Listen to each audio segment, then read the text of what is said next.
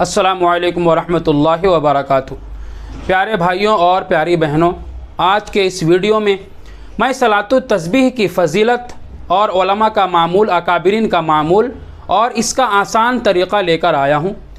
चूँकि शब बरत सामने नज़दीक है, आने वाली है और बहुत सारे मुसलमान भाई और बहनें शब बरत में सलातुत तस्बीह पढ़ने का इरादा रखते हैं। तो चलिए वीडियो को शुरू करते हैं।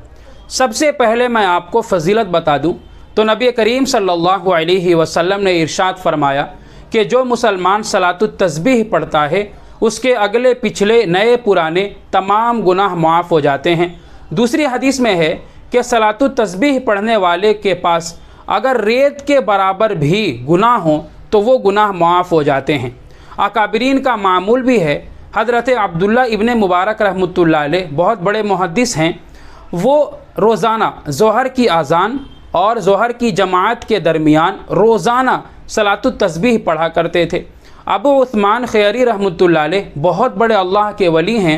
उनका कौल है कि गम और मुसीबत से नजात दिलाने वाली सलातुत तस्बीह से बेहतर कोई चीज़ नहीं।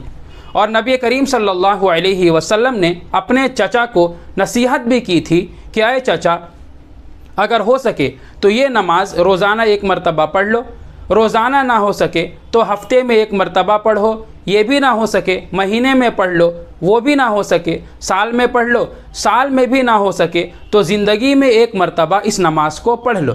तो इस नमाज के बेशुमार फ़ज़ाइल हैं। अब आते हैं तरीक़े के ऊपर। तो इसका बड़ा ही आसान तरीक़ा है। सबसे पहले ये बात याद रखें कि इसके दो तरीक़े हैं, लेकिन आप सिर्फ़ एक तरीक़े को जहन में रखें ताकि याद रहे और अमल करने में डाउट और कन्फ्यूज़न मत हो। तो नियत इस तरह करेंगे कि मैं 4 रकात सलातुत तस्बीह नफल नमाज की नियत करता हूँ वास्ते अल्लाह के। रुख मेरा काबा शरीफ के तरफ नियत करके तकबीर तहरीमा कहकर हाथ बांध लेंगे।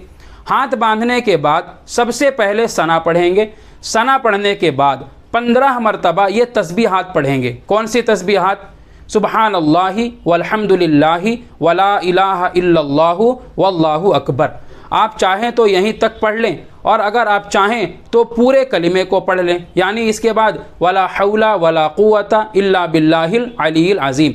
आप आधा भी पढ़ेंगे तब भी पूरा सवाब मिलेगा, ज़्यादा पढ़ेंगे तो और ज़्यादा बेहतर है। तो बहरहाल आप 15 मरतबा इतनी तस्बीहात पढ़ लें, सुबहानल्लाहि वल्हम्दुलिल्लाहि वला इलाहा इल्लल्लाहु वल्लाहु अकबर, यहीं तक 15 मरतबा पढ़ लें। उसके बाद आउज़ु बिल्लाह बिस्मिल्लाह पढ़कर सूरह फातिहा पढ़ें।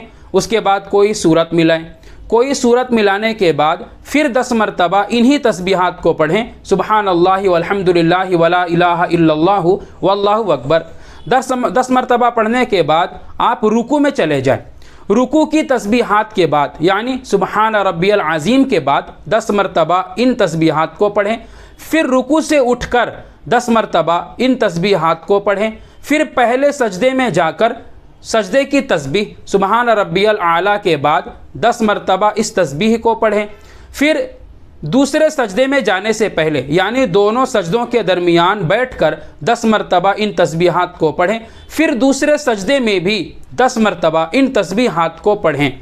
तो इस तरह एक रकात में 75 मरतबा 75 मरतबा ये तस्बीहात हो जाएंगी। हर रकात में इसी तरह करें तो इस तरह आपकी सलातुत तस्बीह की नमाज मुकम्मल हो जाएगी।